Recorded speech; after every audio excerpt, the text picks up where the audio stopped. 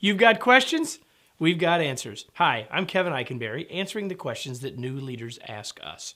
Actually, it's our goal to help all leaders be more successful, productive, and confident. Today, we're talking about new leaders and their first team meeting. Are you ready? Let's get started. I was recently asked this question. Kevin, what are some tips for communicating with my team as a new leader? Well, it's a great question. I'm going to frame it slightly differently. I hope you all don't mind. In that as a new leader or as a new leader to a given team, you're going to have your first meeting with them. And so we're going to talk about how to communicate and what to communicate in that first meeting with your team. Okay? So remember that the goal of this meeting ought to be threefold. Number one, that you want to start to put the team at ease.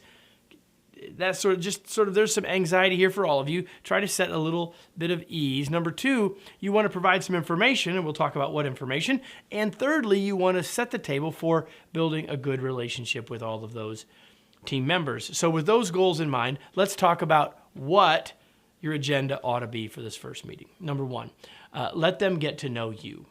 You don't want to give them your entire history. You're all about your life. I was born, right? You don't want to start there. But you want to spend a little bit of time about your background if they don't know it and getting to know a little bit about you. This is a chance to be a little bit transparent. Now, if everybody already does know you, you will frame this a little differently. And if they do, I'd spend a little more time talking about your excitement about this role, even about your concerns and anxiety about the role, etc.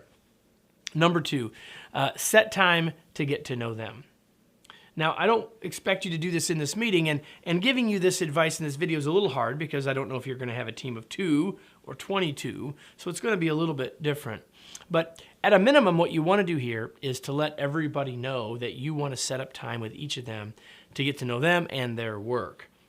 Now, again, if you only have 2 or 3, you might do a little of that in the meeting itself, but part of that needs to be one-on-one regardless, okay? So spend time getting them to know a little bit about you and then letting them know that you want to get to know them. And then number 3, ask them for their questions because chances are they've come in with them. Don't go too far into your meeting before you stop and say, okay, so before I go any further, what questions do you have for me? And then shut up and wait because they have them and you want to urge them to ask whatever questions that they have and then take time to answer those. Number 4 is share your plan for the next 30 days. What are you going to be doing as you're getting started in your role? You may have some training you're doing on your own new work. You may be scheduling time for your one-on-ones with everybody on the team. Hint, hint, hint, a really good idea. But whatever you're going to be doing, whatever the first 30 days is going to look like, let them know. Pull back the curtain so they can see what's going to happen, and that'll put them more at ease, and they'll know what's going on. And then lastly, talk about communication channels. How do you want to communicate with them? When are we going to use email? When are we going to use face-to-faces? What's your policy about when they can come into your office? How can they see your calendar? All of those things.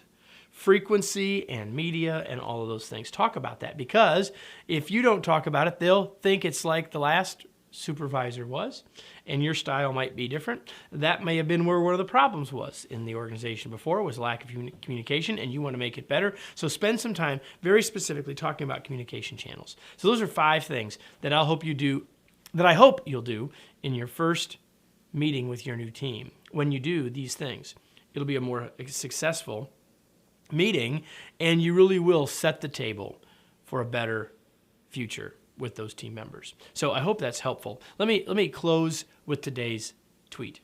The first meeting with a new team is important. Plan for your success. Well, I hope this question was interesting and the answer was useful. And if it was, listen, there's a lot more video and a lot more content right here where you can, here at budtoboss.com, where you can learn all about what we're about, how we can help you, and again, take advantage of all the free resources we have here. And if there's any way we can help, let us know.